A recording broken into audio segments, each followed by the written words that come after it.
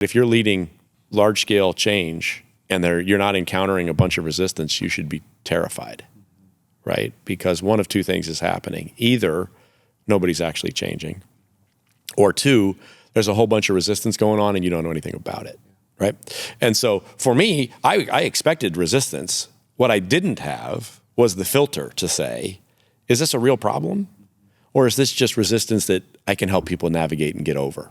And I just didn't know, because I didn't have the technical competence to know enough to make it work. And so that was a case where, again, managerial competence wasn't super high, but it was high enough. What the problem was, technical competence was below the minimum. We believe that you are strong by design, and you were made in God's image to have a strong body, mind, and spirit. You're listening to the #1 Strength and Health Authority podcast in the world.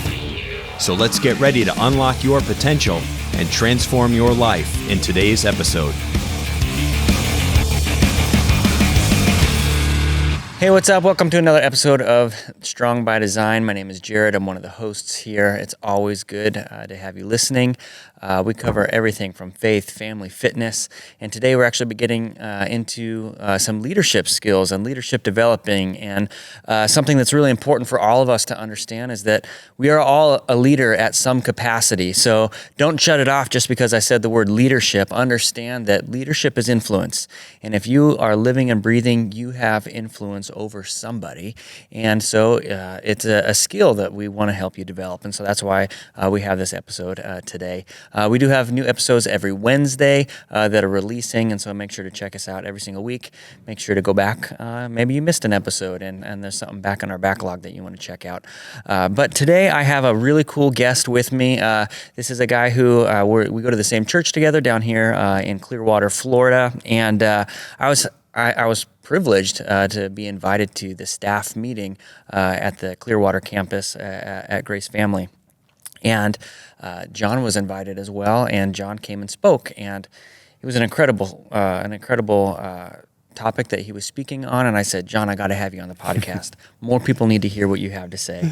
And John is awesome and said, yeah, I'd love to come on your podcast. And so my guest today is John. And John, I struggle through your last name every time I look at it, which is, most people do. Yeah, most people do. I feel like I have a little bit of grace because I can say my wife's name no problem, which is Christiana, and everyone struggles with that. Your wife's name is the PhD level of names. That's right. Yeah. So, and you nail that one beautifully every time. Absolutely. I'm jealous. So your last name, you say it's Streitmatter. Streitmatter. Streitmatter, okay. Just like it's two E's. Okay, Streitmatter. There's a lot of letters because the streets it's intimidating. matter. Right, yeah, exactly. That's right. You matter to Streitmatter. I'm never going to forget it now. One of our kids' campaign slogans when they were running for student government was "You matter to Streitmatter." I love it. It's a German name, Streitmatter. Okay. But it has become Streitmatter over the years, and it was just easier to go with that than try to teach people German. Did you ever call it that when you were a kid or anything? Okay. No, I did not. No, we were talking about, we've talked about our Midwestern upbringing. Yes. In my part of Illinois, it's actually a very common name. Okay. That's where the original Streitmatter settlers, Streitmatter, settlers settled in the mid-1800s. Mm-hmm. And as a result, there's loads and loads and loads of Streitmatters around. Okay. So that's how everybody pronounces it, and it was just easier to go with it. Streitmatter, just like it's two E's. It's easy. Yeah. What was I thinking? It's 12 letters, trying to complicate but very this thing scary so much. because you see some combinations you're not used to seeing. Absolutely. Yeah. Well, John, I know you do a lot with leadership and leadership development. Maybe you can just give me a little history about who you are, what you do, how long you've been doing it. Yeah. You're from Illinois. Terrific. You grew up and you said, hey, I want to lead people to lead. No, that all came later on through a variety of paths, as we learned a few weeks ago in church. Right, sort of the Lord's will is difficult to discern on a going forward basis, but looking backwards, it's often very, very clear. Absolutely, my story is the same. Yeah, and so I grew up in the Midwest. Did my undergrad work at Indiana University Bloomington. Worked for a few years in Chicago. Started my early career as a human resources guy, but was never really in HR. Did sort of business systems analysts is how you would think of it. Sure. And a marketing job, essentially, within the HR function. Was fortunate enough to have a guy that took an interest in me, helped me to get into business school. I went and pursued my MBA. And then post-graduate school, went to work for American Express. spent some early time in HR. And then I spent about 10 years leading customer service operations, so big call centers. And I loved that work. My wife and I came to Tampa. My wife had just a feeling that like Tampa was our place. And so we came to Tampa, said we're putting down roots here. And so I loved it when I was here. I was with Capital One at the time, spent 7 years there. They were fantastic to me, great people there. But we decided we wanted to make our home in Tampa. And so I literally offshored myself out of a job. My site was shrinking and shrinking and shrinking. We were offshoring it, but I knew I wanted to stay here. And so I spent a year or two sort of trying to figure out what I might want to do next. And what I discovered was that the reason that I really liked the call center work was because it gave me tons of people to coach and develop and grow. We were growing like crazy. So I had to grow leaders, had to coach leaders, had to set vision and get people aligned around a vision and a way of doing things. And we were constantly changing. And so I had to lead through change. And those were really the things that I loved. The rest of the job was just part of the job. But what I loved was those three things. And so when I offshored myself out of a job and said, well, what can I do in Tampa? What are my strengths? How do I make it work? Those were the things that I had in mind. And early in my career, I had been a client of the firm that I'm now a partner in. It's called Leadership Research Institute, or LRI. And so I reached out and the short version of that story is made the transition into leadership consulting 18 years ago. Okay. Yeah. So you were an influencer before influencers were cool? I guess maybe. Yeah. Well, I loved what you said. I really loved what you said about leadership is really sort of a way of being, and whether you have influence, it doesn't have anything to do with your role. And the topic we're going to talk about today, credibility, certainly shows up in leadership. But the truth is, we all carry around personal credibility, whether we're leading people or not, as well. So it's an even more fundamental topic than that. But it is the currency of leadership and influence, and whether people will follow you. Yeah, can you develop that a little bit more? Because this is really the heartbeat of what we're going to be talking about today. Is credibility and leadership credibility, and not even just leadership credibility, just credibility with other people, right? So, you and I know each other somewhat, but not a lot. But every time we have an interaction, every time we have a conversation, we're either raising our credibility with one another and our trust with the other person, or we're smashing it to the ground. Yeah. As we talked about the other day in the staff meeting, right? So let's first talk about what credibility is, right? Credibility is really, will people follow you or not? Right? Do people find you credible? Do they believe what you have to say? Will they follow you or not? It is literally the currency of leadership and influence. And it functions in many ways like a bank account. Just the traditional checking account, right? Where you're making lots and lots of transactions in the course of every day, every week, every month, every year. And there's good news and bad news about that, right? The bad news is that you make deposits in very, very small increments, right? To the right of the decimal point is how I like to think of it, right? Nickels, dimes, quarters. You're particularly kind to somebody, maybe that's $1.50, right? And then, the news gets worse in some respects, which is when you make a withdrawal from your credibility bank account, when you do something that people deem as not credible. Right. That happens to the left of Cancel the decimal culture. Points. Right, yeah, we'll have a long conversation about that if you want. That happens to the left of the decimal point, often happens to the left of the comma. Yeah. So you can just sort of think about the math, right? If your average deposit transaction in our credibility bank account is, 17 cents, and on average we write a $1,000 check, takes a lot of deposits to back up that withdrawal. Sure. Now, do you have an example? Sure. I'll get you one in a second. Yeah. The thing I would tell you is that the good news is, I don't want to leave you hanging on the bad news. You're good. The good news is that you have really high transaction volume, right? Really, really high transaction volume. Literally hundreds of transactions every day, every moment. And the easiest way for us to sort of prove that concept to your listeners is to ask your listeners to honestly say, how many decisions have they made about whether they should listen to you and I talk about this topic already? Yeah. They've already made 5 or 10. It's okay.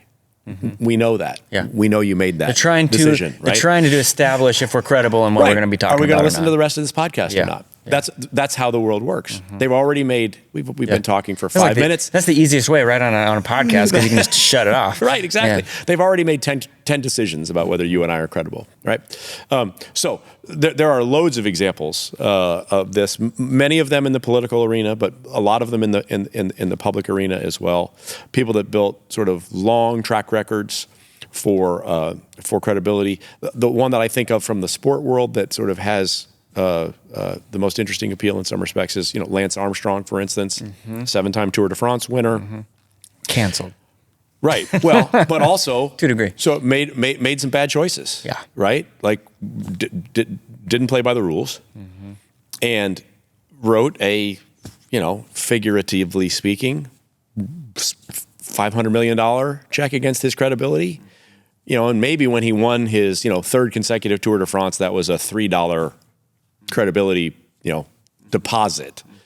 But he wrote a $500 million check by saying, actually, well, so he's an interesting story because he denied it for so long, right? So anyway, a number of figures like that. Tiger Woods is another one that comes to mind from the world of sports, right? Sort of renowned for the path he was on, broke an incredible amount of barriers, exceptional performer.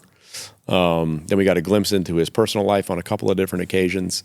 And yet, Tiger's also an interesting example of how dynamic credibility is, right? We talk about that credibility bank account balance. There's really three things that are worth noting about that. The first is that it's dynamic. It changes. Your balance changes literally on an hourly or daily basis, and Tiger's a great example of that, who sort of had ups and downs, had some falls, has frankly done a lot of things to redeem himself, his work in the community, his work with underprivileged kids. He's done a lot for the good of the game in a very selfless way.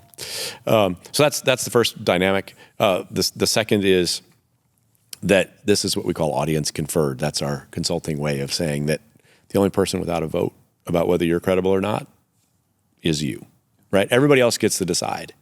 You have a great deal of influence on whether you're credible or not based on what you do, what you say, how you act, and how you behave. But ultimately, everybody else gets to decide how they view that. That'll become very important when we talk about a couple of the C's, character in particular. And then finally, they're interrelated. We're going to talk about a model for credibility that we've developed as a firm over time through our research.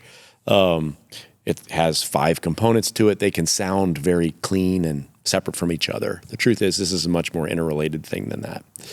When people are making an assessment about your credibility, they're evaluating a number of those C's all at once.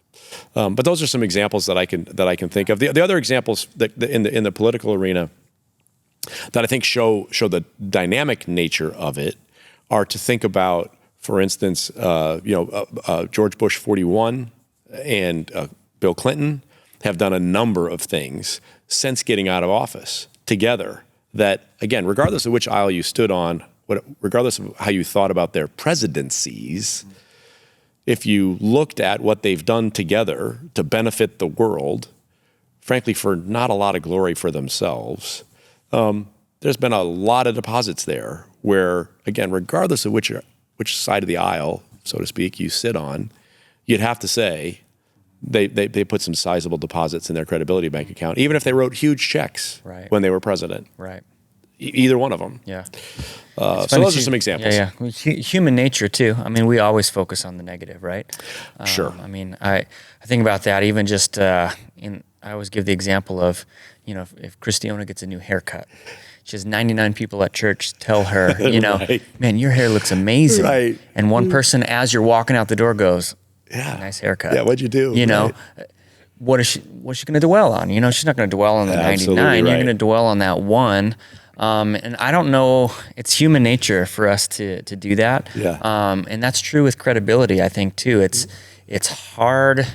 It's really easy to lose it. Yeah. And it's hard to gain. Yeah, it just takes longer to gain. That's exactly right. It's for my analytical friends, right? They would call that asymmetrical risk, right? There's greater downside risk than there is upside risk, right? For the social scientists, folks that are listening, right? There's a whole series of research about this positive and negative thing. I think about it primarily because of my role as a parent. And so, I won't quote the study particularly. I may not get it exactly right, but it's on the order of sort of for every critical comment that you make as a parent, you have to make 7 positive comments to sort of make up for that, right? Sure. Well, that's indicative of the nature of what you're talking about here. Yeah. The same thing holds out for credibility. My poor kids. Right, all of them, right? I mean, there's we podcast. That's another podcast around kids is a whole different. That's another rabbit hole podcast. But the point you're making, the fundamental aspects of how we think and act as humans, fallen humans in particular, is that we can tend to focus on the negative, and it takes a long time to build up a good credibility balance. Yeah. It can take a few poorly thought out steps to wipe out lots and lots of your credibility balance. Yeah. I can tell you, like, for me personally, like moving down to Tampa, because we've only been down here a couple of years. Right. Like I took this position at Critical Bench.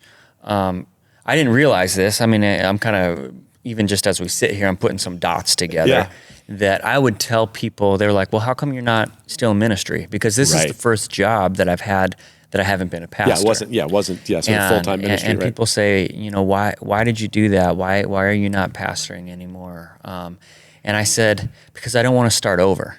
And they're like, what do you mean you don't want to start over? And I didn't have words for it, but just sitting here kind of thinking about it, I'm like, it's that building of credibility again. And I'm still wrestling with it, honestly. Sure. I mean, it's an internal struggle where, we're meeting new people, and I mean, this is a completely new. I mean, well, you're starting with a bunch of zero balances, right? Zero balances, bunch of zero balances, and you got to build them up. And we have this expectation that people are going to see our past and know how credible we are. That's right. And Christione and I both find ourselves frustrated or feeling like invalidated or feeling like we're not worthy enough, or all the stuff that creeps into your mind. All of those things.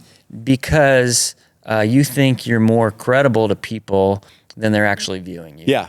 Well, or you're like, look, can I just show you my statement? Yeah. Can I show you my statement from my last role? Exactly. Like, I have a really big credibility balance. Call some people in Colorado and they can let you know. Bingo. But it's hard. It's hard to start that I hadn't credible. thought of that, Jared. I'm really glad you brought that up. It's a really great point about what makes transition difficult from time to time, new stakeholders, new relationships. I'm You're not carrying those balances. I'm 40 in February. Yeah. So I'm not old, but I'm not young either. Right. And so to have that feeling of like, I'm not 20. And I want to be treated like I'm 40. Right. But it's like, I understand, I get why you don't trust me, but at the same time, can't you just, Right. But I've got this big balance out there. But that's the reality, right? Yeah, that's the reality that we live in, which is why we're talking about it today. It's because it's how the world works, whether you like it or not. That's reality. Yeah, great point. I think that's a terrific point. So anyway, that's the core concept around credibility, what it is, why it matters, and some characteristics about how it works. And so you broke it, or you did break it down. I'm guessing this comes from the company that you're a part of. Yeah, it comes from a research base. So this isn't something that you created. Yeah, we didn't just make it up. We didn't just make it up and say, hey, it'd be really catchy if it came up with 5. We had trustworthy, and it wasn't a C, so we threw it out. Exactly. So 5 C's of credibility, and so we're just going to dissect and go through those. Great. Yeah, so the 5 C's of credibility, it really comes from, as I mentioned, our firm, Leadership Research Institute's been around for 30 years. We were one of the early pioneers in what was then called multi-rater feedback, what people today would call 360-degree feedback, right? Developmental feedback from all the people in your orbit. And one of our principal research questions as a leadership consultant firm was, what is it that makes people follow people? And so we took a looked at literally millions of data points across cultures, across levels, across industries from our 360 work and said, what is it that really matters to folks? And it came down to 5 C's. Those 5 C's are competence, composure, character, courage, and care for people. And so we'll talk about all of those: competence, composure, character, courage, and care for people. Those are the 5. They're highly, as you can tell just from listening to the names, They're highly interrelated. They're not things that people say necessarily, but they are assessments that you make about people. So those are the 5, but it's a research-based approach, not some slick marketing gimmick that we came up with. Yeah. So that's where it comes from. Yeah. So number 1, competence. Yeah. So competence has 2 components to it. We think of them as technical competence and managerial competence, right? This gets to that piece about leader in a minute. But first, technical competence, pretty straightforward. We have an easy concept of that one most times. Can you do it? Do you know what you're doing, right? If you're a lawyer, do you know the law? If you're an engineer, do you know how physics works? Do you know how forces works? Do you know how whatever it is? Chemistry, if you're a chemical engineer. Do you know physics if you're a mechanical engineer?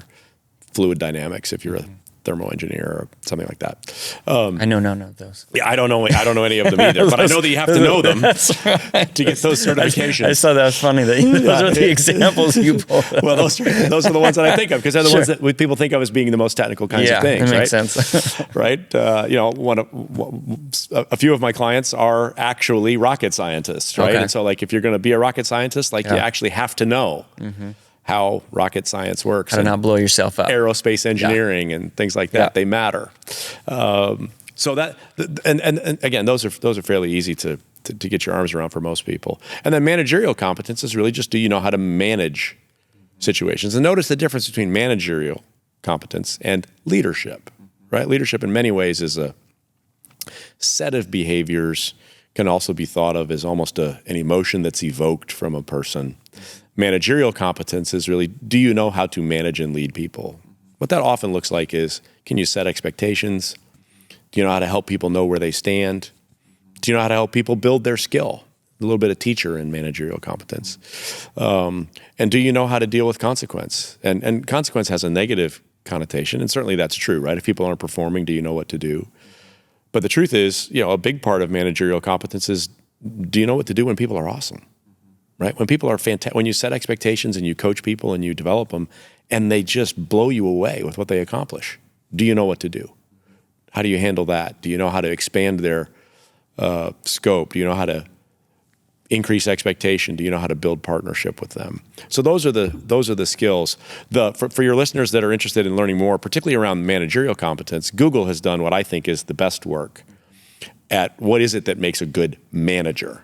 And again, I separate manager from leader. So are you saying that manager is a subset of leader, or leader is a subset of manager? Manager in many respects is a subset of leader, I think. It's a skill of the leader. In this framework, we're talking about managerial competence as, do you know how to manage people? Do you know how to get people to get behind a task, accomplish a task, set expectations, those sorts of things? It's a weird one for me when I think about the difference between technical and manager. Right. Because a lot of times when I want you to address this because I'm curious your answer. A lot of times when it comes to like managerial leadership, it can come across as, I don't do anything anymore. I don't want to do the work. I just want to delegate to other people so that I can sit around and read my book, or do whatever I want to do on my own time. I don't even know, and maybe you can. I have a great example for that. Yeah. So maybe help explain that, because that transition is difficult for someone to make of, hey, I know how to do this thing, but now what do I do with my time? If I delegated it to you and now I'm asking you to do it, now what do I do with my time? Yeah. So I'll talk about a couple of things as it relates to that. The example that I would share, let's talk about 2 examples. One's a little more conceptual. One's real from my own life, where, we see it most often in sort of academia or in the really technical disciplines, where someone is just the world expert at some sort of technical domain. But you ask them to lead a research team and the team falls apart. Or they're an incredible research professor. You ask them to lead a class and teach people through what they've learned, and that's a disaster. We sometimes see that in even things that we think of as being less technical, but they have technical skills to them. Sales is one, right? We're all familiar with somebody that was a phenomenal salesperson. Michael Scott. That then that's a whole other conversation, right? That became. It's my new goal to see how many times I can get you to say that on this episode. I like another conversation. Yeah. You're looking for more podcasts. I'll come back as often as you want. I got lots of stuff to talk about. But the salesman, that's a salesperson, that's a fabulous salesperson that suddenly becomes the sales manager and really struggles to get other people to be excellent salespeople because they're just either they were naturally good at it or they did it and they can't teach it to anybody else. So there's lots of examples we can think of where technical competence is really high, managerial competence is really low. There's some other examples where maybe managerial competence can be high, but technical competence is missing. And for me, that was my first real leadership job. I took over a business travel center. Had about a 200-person travel center, and I was by no means was I a superstar managerially, but I knew enough to be able to set expectations, manage goals, talk to people, had good relationship skills. I wasn't a superstar, but I knew enough. My downfall was that I didn't know the travel business at all, and so just the core system, like how do you make a reservation? That the system at that time still is today. Actually, was one of the reservation systems was called Sabre. It has a number of characters. There's a pillow. There's a bunch of other characters that just don't exist on a keyboard even, but they exist in Sabre. I did not know that system, and I didn't really know the travel business. And so when I tried to lead change and tried to move things forward, I didn't really know what I was talking about. My people knew that. And when they would raise concerns, I didn't really know what concerns were legit and what concerns were just natural resistance. And I failed in that job. We feel that too as in leadership, right? If I ask you to do something and you're resisting it, it feels almost like disrespectful. It can, right? Yeah. And from my perspective, I've spent a lot of time thinking about how to help people move through change, and so I know what resistance looks like. I know it's meaningful. One thing that I would say about change here is, right, if you're leading a large scale change and you're not encountering a bunch of resistance, you should be terrified, right? Because one of two things is happening: either nobody's actually changing, or two, there's a whole bunch of resistance going on and you don't know anything about it. Right. And so for me, I expected resistance. What I didn't have was the filter to say, is this a real problem? Or is this just resistance that I can help people navigate and get over? And I just didn't know because I didn't have the technical competence to know enough to make it work. And so that was a case where, again, managerial competence wasn't super high, but it was high enough. Well, the problem was technical competence was below the minimum. And as a result, there was no way for me to be successful in that job. And I realized that way too late. And again, a different story for a different day. But I share that because, again, we often think of examples where there's technical competence exists, but managerial doesn't. We don't think about it as often on the flip side. And for me, that's how that came to be true. And then one last thing that I would say is about managerial competence is, in many ways, what managerial competence is about is figuring out what is it that I need my followers to do, and then how do I help clarify what I expect, and then the tricky part is how do I modify what I'm doing with them to give them the best chance. You used the word delegate earlier, right? And so in the model of leadership that we teach at LRI, what we would say is, look, if somebody's high skill, high will for the task that they're doing, then by all means delegate to them. But if they're not, delegating is not the right style, right? Sometimes you have to be fairly directive. Do this, then check with me. Do this, then check with me. Those are pretty radically different managerial styles, right? Do this, check with me, do this, check with me, and hey, you got it, run with it, go with it. But effective managers have to do both of those and everything in between. That's what managerial competence really looks like. Can you clearly articulate what needs to be done? Can you assess what your people need from you to be successful? And then can you give them what they need to be successful? And then Whether they're successful or not ultimately is up to them. Yeah. But you have a big part in whether you'll help them to achieve the that. idea with the managerial competency would be where I could only do this small amount of work on my own. Now when I step back, now I'm feeding into 20 people to do the exact same thing, but on so that I can cover a larger scale. And so what you're doing with your time is you're going to each person and making sure that everyone is equipped, because everybody's different. That's right. Has what they need. That's exactly right. And that part can be really confusing This is my little pin. Yeah, I like it. I like it. That can be really confusing to people because, it's easy to, and we're going to talk about fairness when we get to, particularly to character, right? And people say, well, you should treat everybody the same. And my response to that is, actually, to me, that's patently unfair. Right. Because people have different needs. Yeah. People have different desires. So what I would say is be consistent in the approach that you use to help people, but you may delegate to one person. You may be pretty directive with another person. You are being consistent in your desire to help both of them be awesome. You're being consistent in your desire to efficiently use your time, but you actually treat them differently. Right. And you got to have a framework for doing that. That's a little foreshadowing of 5C. Yeah, that's right. That's right. As we move through the process, that's right. So anyway, that's competence, right? Yep. Technical competence, managerial competence. You have to know your stuff technically.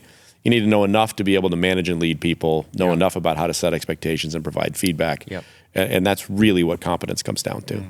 Yep. So then we have competence next. Yeah, composure. Composure is the one that we'll talk about next. And composure, we define as the appropriate emotional response. Yeah. Right? What are you talking about? Right, exactly. We're emotional people, right? And so there's a difference between demonstrating emotion and what we think of as like being emotional, right? Being emotional in some respects is a synonym for, behaving irrationally or something like that, right? Demonstrating emotion, being empathetic, being compassionate, being sympathetic, being excited, those are all those are all emotions that we demonstrate as long as we demonstrate them appropriately. And so that's what that one really looks like. Here, let me give you a very simple example that helps to explain that. I was on a plane flight once, and we're flying. Cockpit door opens. The pilot comes walking down the aisle, leans over right at the exit row, looks out the window, and turns white. So I can't remember whether he said like, oh no or not, but it was clear that something was not right, turned around and walked briskly towards the cockpit. He didn't really say anything, but we were all watching that pilot, right? Same thing happens. When you experience turbulence on an airplane, who do you look at? You look at the flight attendants. Right? Well, when things happen in your world, people are looking at you. I'm calm. That's exactly right. What is the appropriate emotional response? So that's an example for what that looks like. The other. Did you survive that plane? I did. Okay. I did. I don't even actually now recall what was wrong with the engine, but I do recall being pretty freaked out. Sure. When the pilot came down, looked out, and sort of. We were all looking. We have at him, and it was clear that he was not happy with what was happening. We have a local weatherman here in Tampa. His name's Dennis Phillips. Oh yeah, sure. If you know Dennis, and I'm always like, hey, if Dennis is worried, that's right. Jared's worried. That's right. Yeah, but if he's not, I'm good. Don't be. Yeah, that's a great example. I love Dennis, and the fact that he says that. Yeah, his is rule 7. Exactly. I like don't freak out until I tell you. Don't freak out until I tell you to freak out. That's right. And then I do. That's right. Take action. Yeah, precisely. So, just saying the word composure. Yeah. Right. One of the things that people can sometimes mistake about that is that we need to be, calm, cool, and collected all the time.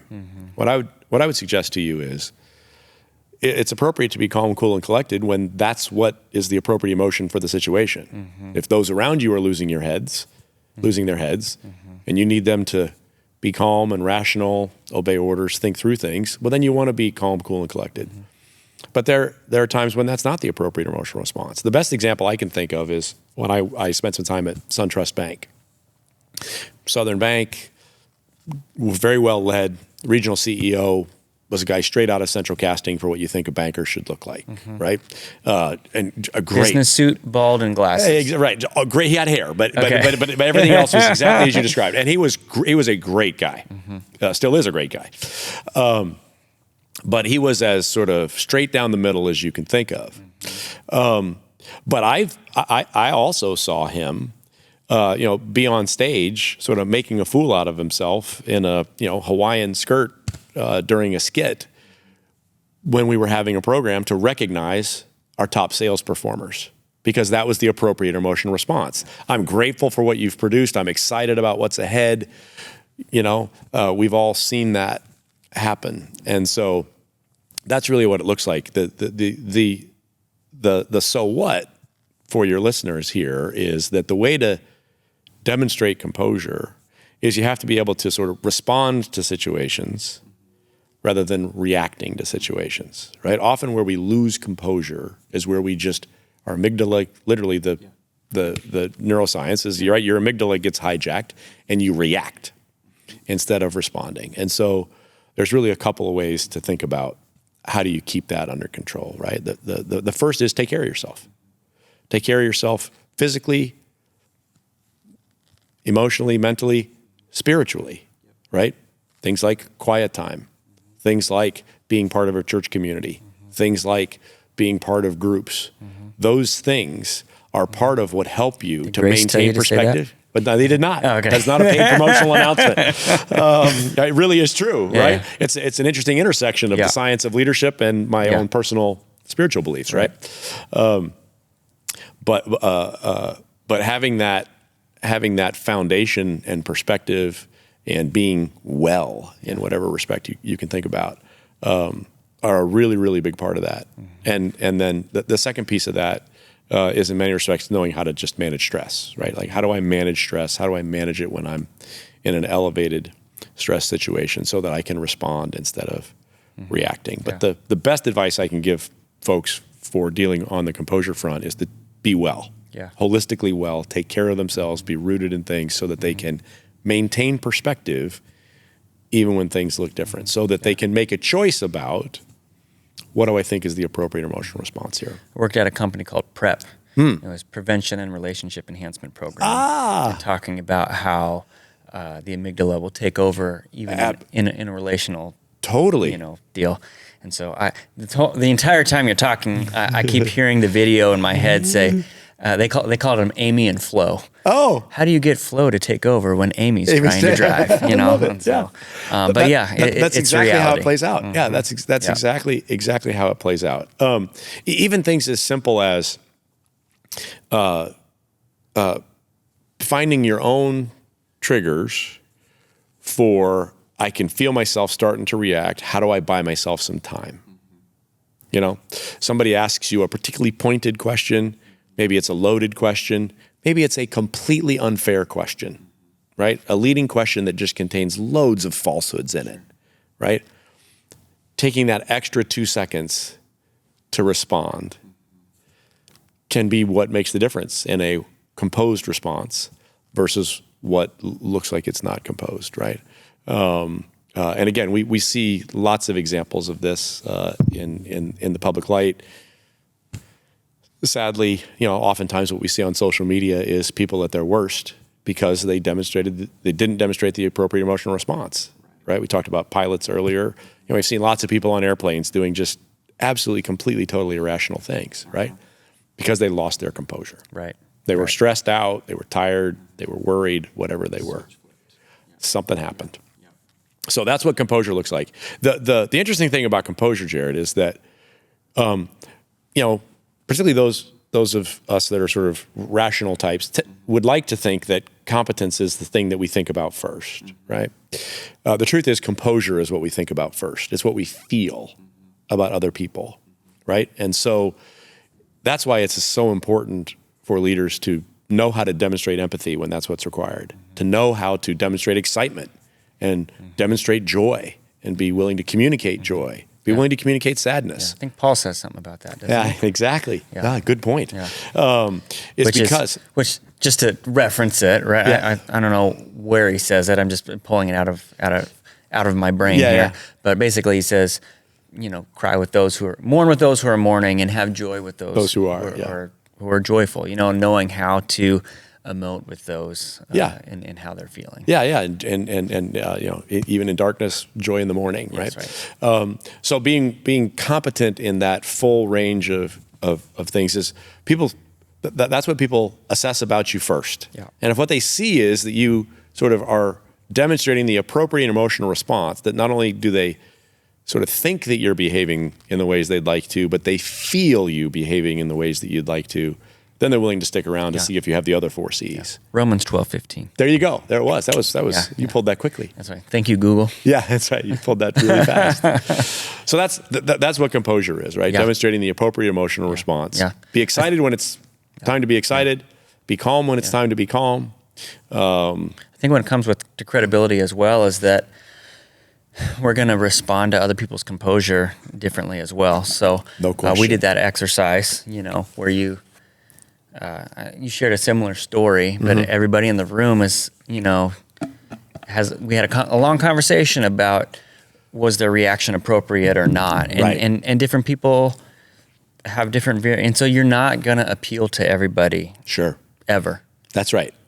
That's right. I used to think you're not going to appeal to everybody all the time, but the reality is you're not going to appeal to everybody ever, because everybody has their own their own perceptions, their own view on the situation of what's going on, and you could have half the room think, yeah, they're doing everything correctly, and the other half is going, what's wrong with him? Why isn't he responding? That's precisely right. Yeah. We'll talk about that when we get to character a little bit too, about the importance of values and how that works.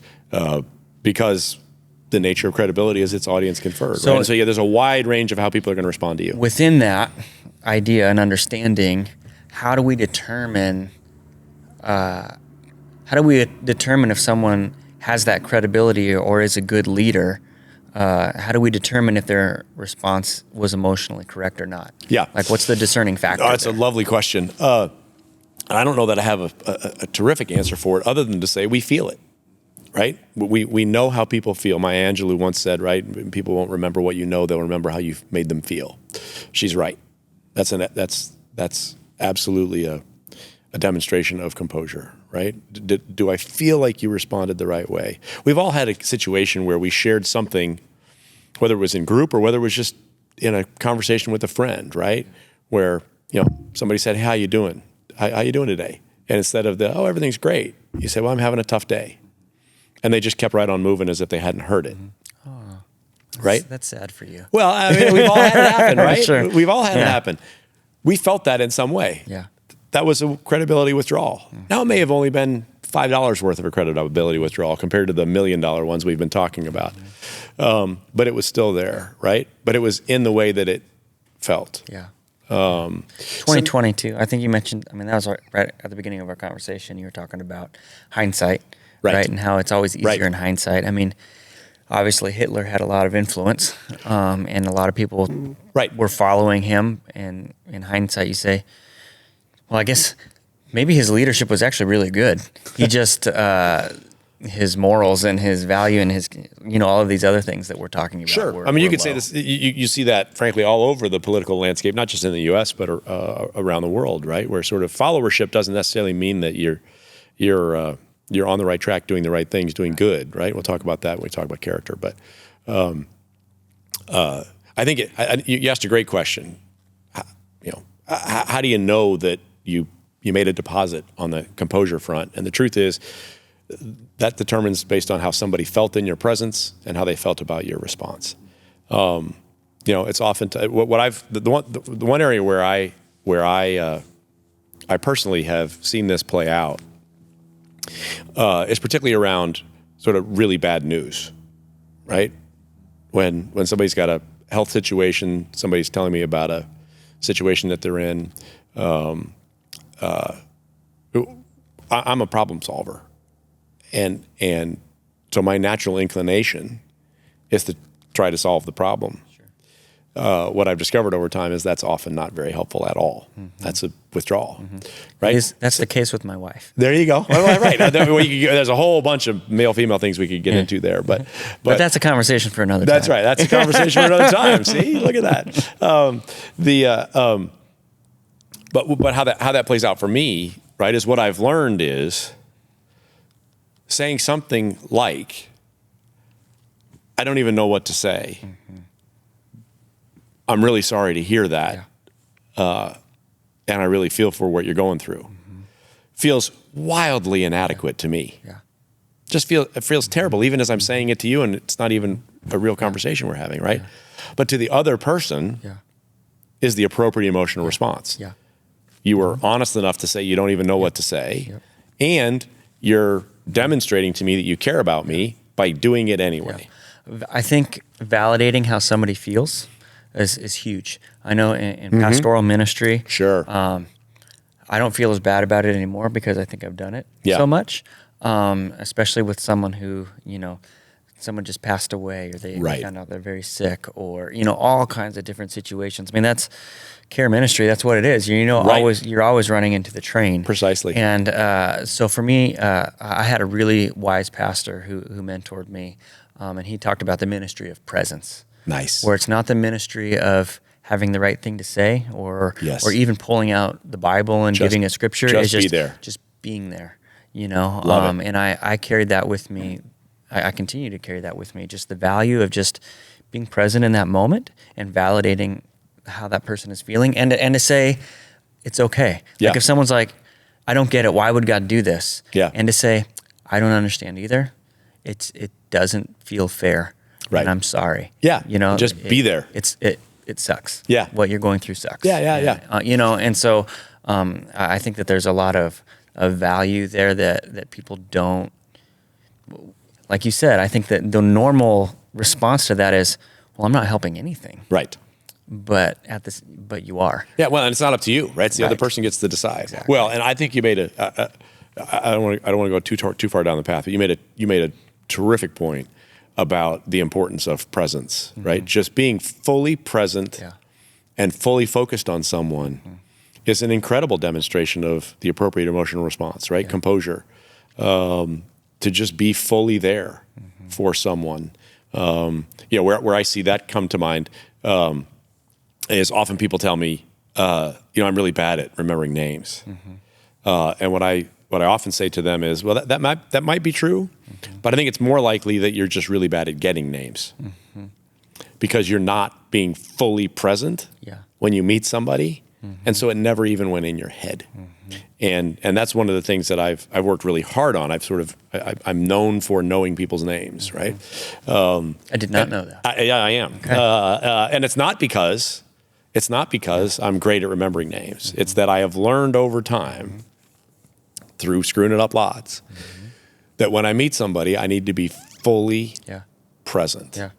And they completely undistracted. People's response when you see them later and you call them out by name, right? And they're surprised that they're like, "Oh my gosh, right? You remembered my name." Right. And again, it's not because I have a better memory than anybody else does. It's not the point. It's because I was fully present in the conversation, and therefore it was easier to remember. But I think your point about presence is a great one, right? That a big part of demonstrating the emotional response is just be fully present. And be in the moment, in whatever that moment is. That's a lovely point. Yeah. So that leads us to character. Yeah. And so character, I think there's a couple of important distinctions to make here. I would define character as do your actions match your stated beliefs and values. Is there a correlation between character and integrity? Absolutely. They're exactly the same. Okay. Right? Think of all the words that have the same root word as integrity, right? Integer, integrated. I even forgot that you said this. That's right. Okay. I didn't. That was just a natural thing that we got to. I'm sorry. Continue. No, it was great. Beautiful. It was a beautiful lead in, right? Yeah. Integrity, integral, integrated, integer, whole number, no remainder. 3.0 is an integer, not 3.0000001, right? It's completely whole, unified, without loose ends. That's exactly what character is, right? People think they know who you are based on what you said you believe and what you have over time shown them? Do you behave in ways that are consistent with who you are and what you say you stand for? Now, there's a very important distinction here, which is there's a connotation, right, of character that can sound like, do you have the right values? Let's just take that whole right values concept for a second and true it up to, this is an audience conferred phenomena. Well, if the person gets to decide whether you're credible or not, sort of by definition, there's a wide variety of values that those people hold. Yet you can still be highly credible with people across a wide spectrum of values if you make the connection between what you believe and how you behave. Because if you don't, they're judging your behavior based on whether you behaved according to their values. Well, by definition, you can't win that because values are as widespread as there are people. And that's really the action item for leaders is, and for anybody really is, particularly as leaders where we have to make decisions. Oftentimes where character comes to the front is when we have to make decisions, whether that's a policy decision, whether it's a decision about a particular person, a performance issue that we talked about earlier. We often spend, as leaders, a lot of time explaining the decision. What did we decide? What we don't do as often, and what we need to do to make the character thing work, is to, we call it link and label, right? Make direct connections between, here's what I believe. You've heard me say that over time. I say I stand for X, Y, or Z. Therefore, this is the decision that I've made because it's consistent with that value. The one that I think that's the most easily accessible and yet most widespread is like around safety, right? Like if you're a company or an organization or whatever that says, hey, safety is our first priority, and yet you're deferring routine maintenance, you don't actually do your safety checks, you let certain policies slide over time, that's a demonstration that you're not actually behaving in ways of your values. And the example I have with that is I worked with a utility company in Jacksonville, and they talked about how safety was their number one priority. But I had heard lots of people talk about that. What was striking about them was that they started every meeting that I was ever in with them, whether there were 3 people or whether there were 300 people, every single meeting that ever happened at that company started with a safety briefing. Where are we? Where are the exits? Who's in charge of calling the ambulance? Calling 911 if there's an emergency. Right? There was a script, but they did it every single time. You could not spend any appreciable time in that organization and not walk away with the belief that when they said they cared about safety, they meant it because of how they acted. Right? And so that's what this looks like, right? But my personal one where I see it go out the window is I'm a bit of a car guy. And so, right, there was a period there, and I happened to be in Richmond when CarMax first came to be about. First CarMax store was in Richmond, and their deal was one price. And they were good at it. They did it. They meant it. But a lot of car dealers sort of went, oh, hey, there's something to this one price thing. But what happened was a lot of dealers said we're one price. But if you pushed them, they'd come off the one price and negotiate. And as soon as they thought they were doing that in a way to sort of build relationship and, hey, you get a special deal, and that was a good thing. That was a deposit. I had that happen to me on a couple of different occasions, and I'm like, well, that's it. I'm done with this dealership. I'm not coming back ever again. The exact same experience. Did you? Yeah, there's this commercial in Denver, and they say, one price, one person, 1 hour. And I'm like, sweet. I was there for like 2 hours. Right. I had lots of prices. And in the end, like the guy was still in the back doing who knows what. Right. I'm like, I'm done. I'm out. I'm out and I'm never coming back. That's right. Because everything that you told me was going to happen when I came in the door did not happen. That's right. That was a several $100,000 figuratively credibility withdrawal. Yeah, it was horrible. Perfect example. Horrible. Right? You say you're this, do you do it? And so again, for for us as people, again, whether we're in a leadership role per se or not, the question to really think about is, A, do people know what you stand for? Because if they don't, they're judging you based on their yardstick, not yours. And that may not be a good thing for you, because they may have very different perspective on how the world works than you do. And then secondly, do you, from time to time, and particularly when you're making decisions that are different than what you think they might make, do you very clearly help connect, this is what we say we stand for, with here's what I'm going to do today? Again, the safety one is the one that I can think of. Another example was in my call center days. You know, we had very defined schedules, right? If you're going to have a 700-person operation that answers the phone, you got to have certain people that work certain hours that matches up with when people call. And but when you work is a really important thing to you as the individual, right? And so the way that I resolved that was I was the guy that on 2 different occasions changed the sort of the rank ordering of how you bid for your shifts from seniority based to performance based. Now, even as I say that, some of your listeners are saying, well, that's not fair. And just hang with me for a second, right? Those of you that are out there thinking that, right? Just hang with me for a second. Because my belief was that a couple things were true in that situation. One, somebody has to work overnights. Somebody's got to work on the weekends. That's when people call. We have an obligation to be there for our customers, right? Number 2, who that person is less relevant to me as the leader. 3, I know it matters a lot to the person who's working when they work. And so, if those 3 things are true, then the best thing that I can do for a leader, if I say I really care about my people, is give my people as much control as possible over when they work. And what I would say is, you have way more control over how you perform than you do whether you were hired before your colleague or not, right? That you didn't have any control over that. Yep. You have control over how you perform. And so for me, that's how I talked through that change was, look, for me, this is very simple. We're running an organization that's got some very fixed constraints. You care a lot about a particular variable. I want to give you as much control over that variable as I can. Yeah. And that's how we do this. Christiana worked for a coffee company in Colorado. Mm-hmm. And she'd been there for a year, and the manager left and went somewhere else. And I mean, Christiana's in her 30s. Right. And she's working with teenagers. Right.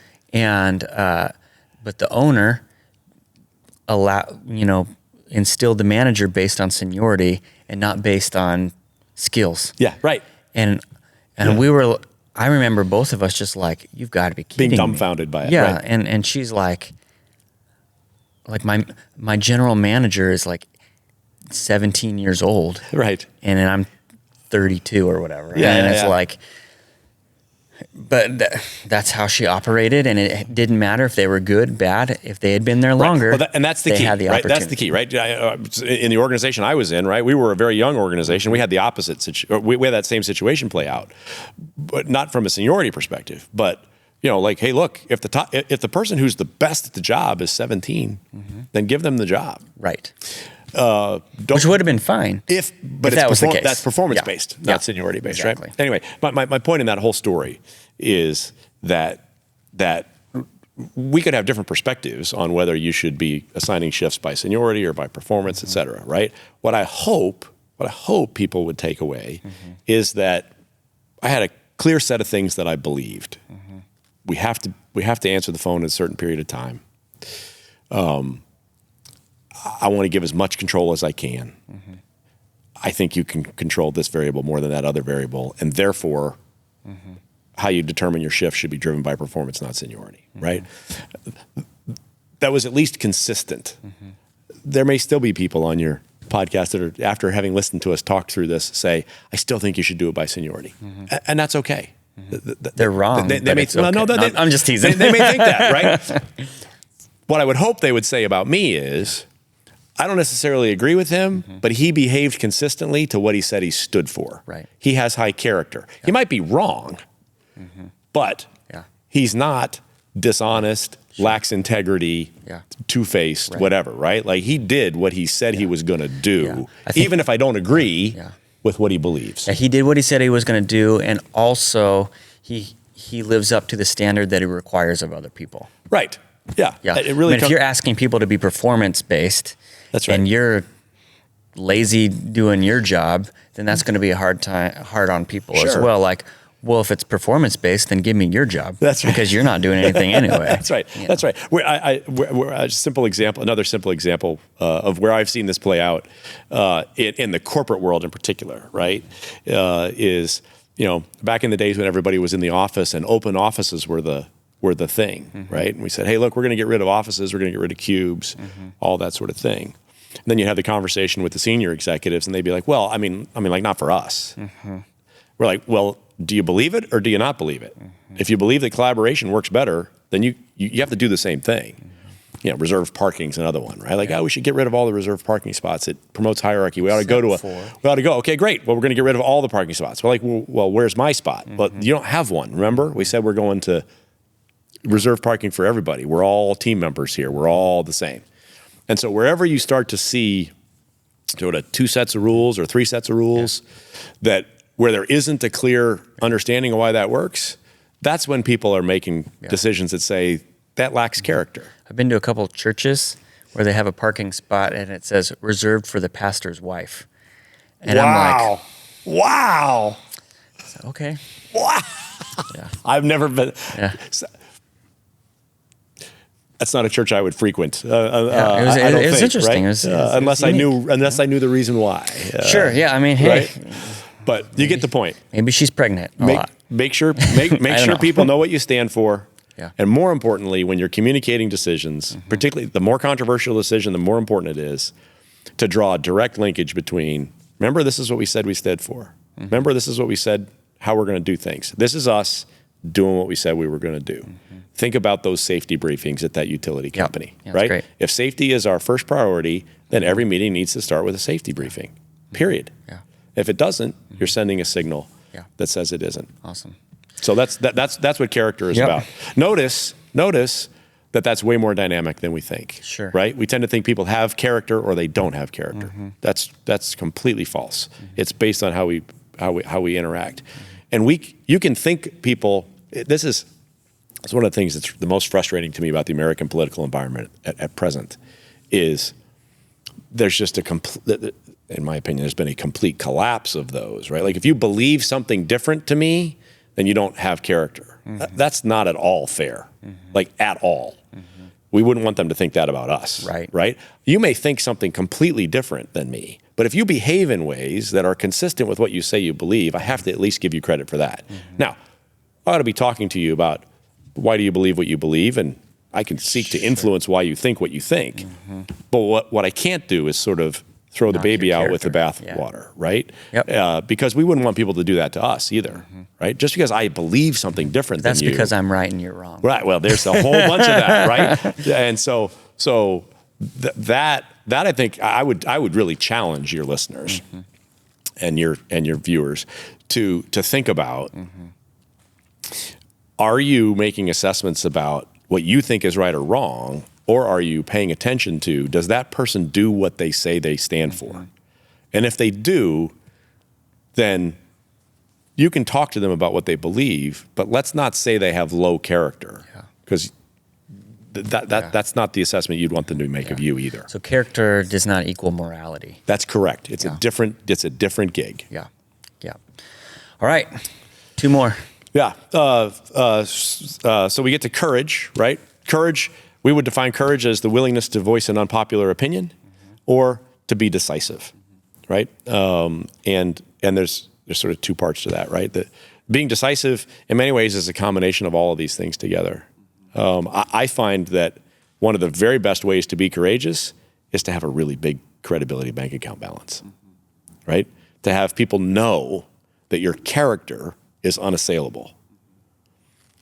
Then you can have courage to do things, because you can say things like, I don't know whether this is going to work or not, but I believe these things to be true, and therefore I'm going to make this decision because it's consistent with what I believe. And if I'm wrong, then I'll come back to you and tell you I was wrong and change my mind. And people will believe you because you have a high character bank account balance, right? That's, in my opinion, that's the very best way to be decisive, is to have a really strong character bank account balance where you can make mistakes, and people will grant you the grace to and believe you when you say you made a mistake. The second part of that is around voicing an unpopular view. It's hard to be the lone voice, right? Like, to be the one vote in a 8-1 vote is really, really challenging, right? And so, one of the tactics for people to do that is to just be clear. Comes back to that character piece too, right? Be clear about what is your concern. And look, here's how you could get me to be a yes, right? Like I want to go where you're going. I support you. I value you as a person. I value you as a leader. For that reason, I owe it to you to tell you that I don't agree, and here's why. Again, it's a demonstration a little bit of character, but that's different than just whining and complaining. Right. I don't like this. I don't like that. I don't like this. You're wrong. I think the phrase that stuck out to me was disagree without being disagreeable. Disagreeable. That's exactly right. Yeah. Right. You can disagree without being disagreeable. Right. Like, look, I respect you. I respect that you have a different point of view. Yeah. I'm not there. Yeah. That's one of the things with conflict or with arguments that I always try to help people understand as well is what's your end goal? Right. Like, is your end goal just to win? Yeah, exactly. Is that because if that you're going to fight different if you're going to bite and pinch and all kinds of stuff. But if the goal is actually, hey, let's partner together and move forward. Like I say this in marriage all the time. All the time. Right? All the time. A great example. You guys, it's not you coming and fighting against each other. It's you coming alongside of each other to fight the problem together. Yeah. And if that's true, you winning over them is not actually completing the bigger goal. That's right. And so it's understanding the bigger picture and being able to step back and say, I disagree with you, but I'm on your side. Right. Well, and you can see how if you sort of conflate the I don't agree with your values and beliefs, and you don't have high character. If you conflate those together, then it's sort of makes it much more difficult to be courageous, right? But if you can say, hey, look, I understand that you believe what you believe, and I respect that you stand up for what you stand up for. I just have a different perspective about what you stand for. Yeah. Then we're having a very different conversation than you're a liar and a cheat and a scoundrel. And oh, by the way, I disagree with you. You don't care about anybody. Right. All of that. Yeah. Right. Those things all come into play in that regard. So that's courage. And then there's one more. Right. The last one's care for people. And much like competence, it has two components to it. Right. And so those two components are fairly simple. Personal care for people and professional care for people. Personal care for people, very simply stated, can be a little difficult to put into place. And it is simply, do you treat everybody with respect and dignity? Everybody. Even those that you vehemently disagree with. Do you treat them with respect and dignity or not, right? Christ is a phenomenal example of this, right? Disagreed fundamentally with all kinds of things that he encountered and saw, right? But treated people with respect, treated them with dignity, told them the truth, back to courage, right? Had the care and respect for people to tell them the truth in love, right? When the word talks about truth in love, that's what we're talking about here, right? Is do you treat people with respect and dignity? Every single person, well, even those you most it's not what you said, it's how you said it. Yeah, right. And just how you treat me, right? Do you keep that character and a courage assessment separate, right? Yeah. So that's the first part, and that one, I actually think that's one where, from a credibility perspective, it's easier to be credible in this domain than it ever has been because people are so terrible at doing it. The world around us has gotten so far away from treating people with respect and dignity. So the last place I was a pastor at, I took he was an older volunteer. He was, I don't know how, he was older. Yeah.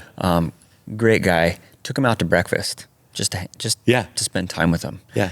We're like halfway through breakfast and he says, so how come you brought me here? Like, what do you need? Oh, yeah. I was like, I don't need anything. Yeah. I just want to hang out with you. I just want to spend time with you. And he's like, serious? Yeah. I was like, yeah. He's like, I've been at this church for 15 years. He's like, no one's ever done that for me before. Ever. Right. Ever. Right. And I was like, really? Yeah. Like, why? Yeah. I don't understand. And this is a conversation for another time. But when it comes, like, I feel like this one ties a lot into presence as well. Sure. With caring for people and being present. Yes. And it feels like a lot of times high-end leaders Right. don't have the time of day for people because they're always on to the next thing. They can. That's right. And so I guess I would sometimes I think, well, I must be a terrible high-end leader because I care too much for everybody that I'm around. Yeah. And it's hard for me to disconnect from the people. I think that's a great gift, right? So, that's a great what's skill. the balance there? How do you be a high-end leader and manage all of these things? Right. And yet at the same time, be able to give people presence. Right. Like, what does that look like? Yeah. Well, I think it's easy to describe. For some, it can be difficult to do. It's be fully present and be sort of treat them fully with respect and dignity, no matter what happens. The phrase that I think of is, right, you often get a real glimpse into people's character and into their care for people by how they treat the people from whom they have the least to gain. Mm-hmm. Yeah. Right? We're respectful, we're kind to people that we need. Yeah. We're respectful, we're kind to people that can do things for us. What really shows your true colors is how do you treat the person that has absolutely nothing to gain, or from whom you have absolutely nothing to gain, right? Our pastor Stephen, I think, is a fabulous example of this, right?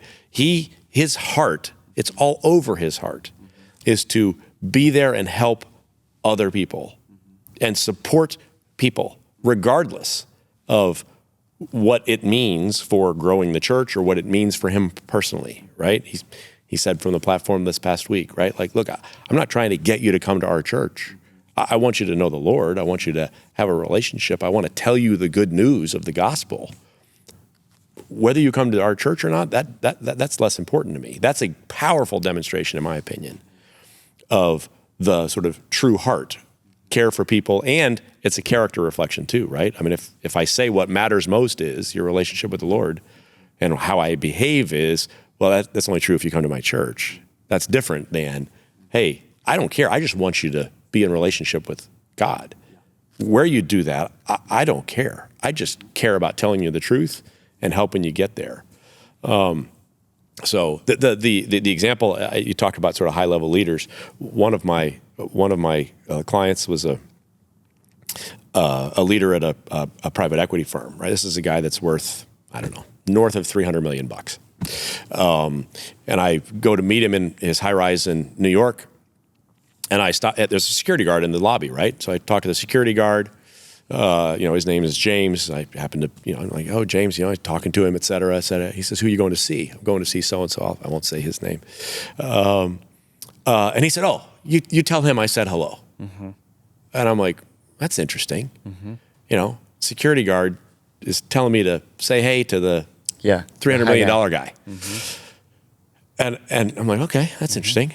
And so I go up to meet, and guy comes in, I say hello, right? And I said, oh, hey, by the way, James from security says hello. Mm-hmm. And he says, oh, hey, you tell him such and such on the way out. Yeah. It's very clear to me that those two guys have a relationship with one another where they treat each other as equals with respect. Yeah. It's the security guard and the guy that's worth $300 million.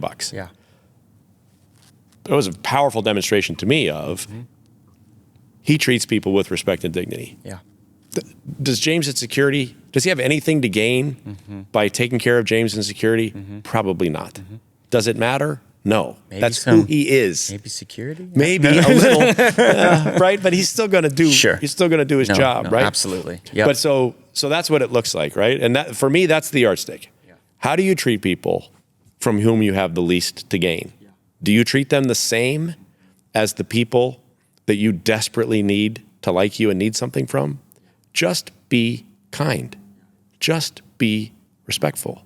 Just treat people with dignity. Period. Regardless of what they think, regardless of how they treat you, regardless of whether you have something to gain from them. That's what care for people from the personal perspective looks like. And then finally, professional care for people gets a little bit back to what we talked about managerial competence, right? Do you know how to set expectations, et cetera? I'm a sport fan, and I'm a coach, and so I pay attention to coaches. And there are two things that when you study the pinnacle of coaching in whatever you're in, whether that's the violin teacher and coach, whether it's a basketball coach, whether it's a football coach, whatever, you ask the followers of those coaches, what is it about them that made them the best? And they say two things, and it's abundantly clear what those two things are. The first is, they believed in me almost more than I believed in myself. They pushed me harder than I thought I could go. Yeah. They had ridiculously high standards. Two, they would do anything for me. They loved me, supported me, coached me, taught me, and even after I stopped playing for them in the athletic example, I had a friend for life, right? That's what professional care for people looks like. The example I'll use there, right, is we've all had somebody in our lives, whether it was a professor, might have been your second grade teacher, might have been a Sunday school teacher, might have been your mom or dad, that let you get by with less than your best. Mm-hmm. And initially, that was awesome. Yeah. Right? Your initial impression of that person was, this is great. Yeah. Yeah. But if you're honest with yourself, what you thought over time was, does this person really care about me? Because they have to know that I'm not giving my best and they're letting me slide. And that was initially great. But what it really tells me is they don't actually care about me being good. And so as leaders, we can fall into the trap of, I need everybody to like me. I want everybody to sort of be part of it, et cetera. What professional care for people looks like is, don't be afraid to set high standards for people and then help them, do everything you can to help them be as awesome as they possibly can. Yeah. But it starts with those really, really high expectations. I was thinking of my high school English teacher who, you know, everyone hated her at the beginning of the year because she was so strict. Right. And like, she set her rules, and if you broke the rules, you know, there was no wiggle room. That's right. By the end of the year, favorite teacher. Right. Everybody loved her. Right. You know what I mean? Right. And she even would bend the rules a little bit at the end of the year. You know, That's right. Once the standard was met, right, it was like, okay, now we can come down. But if you make the standard down low, it's hard to raise it up. That's exactly right. And so you have to start high and then give grace, as opposed to starting low and then trying to push. Like, no question too about late. it. Yeah, no question about it. So that's what the care for people piece looks like, right? Do you treat everybody, no matter who they are, whether they disagree with you, whether they don't, with respect and dignity, frankly, regardless of how they treat you? Mm-hmm. Our Lord is a great example of that. Mm-hmm. And then, do you have really high standards for people? Mm-hmm. And then, do you help them be awesome? Yeah. And that's what professional care for people looks like. Those are sort of the 5 C's. Yeah, that's awesome. Well, John, it was so good to have you here. John Streitmatter. Yeah, there it is. You know how to say it now. Didn't that make you feel good? I knew your name, huh? See, you were paying attention. You were present. That was a little credibility deposit for you. You demonstrated the courage to say it at the end. Yeah, that's right. Well, credibility is so important, and I hope that as you were listening today, that you're able to learn a little bit. And definitely, there's so much here for you to unpack. If somebody wants more information on just leadership and what you do, is there somewhere that they can go? So certainly they can reach out to the resources at our website, www.lri.com, stands for Leadership Research Institute. Yep. They can email me at john.streitmatter@lri.com. I'll be happy to respond to any direct inquiries. Yeah. Remember, it's STREIT. Yeah. Even though it sounds like, look for the name in the description. Streitmatter. It's there. Look for the name in the description. That's right. Be happy to awesome. Respond by email, and hope we've been helpful by talking about this sort of highly durable, Yeah. Very actionable. Yes. Hopefully easy to understand concept Absolutely. of the 5 C's Yep. and Yep. the credibility bank account. Yep. Remember, everywhere that you go, you are either gaining or losing credibility in everything that you do. And I just want to remind you that you are a leader. No matter what you are doing, no matter where you are, you have influence over somebody. And so take the time to think about, how am I utilizing that influence? Am I doing it for the greater good, for the good of the world?